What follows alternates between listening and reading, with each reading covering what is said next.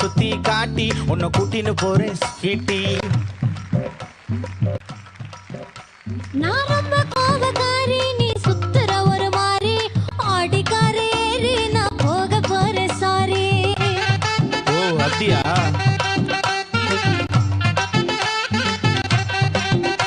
நான் வைக்க மாட்டேன் தாடி, நீ வேணா எனக்கு போடி. இந்த மாமாவை தான் தேடி உன் தங்கச்சி வர ஓடி.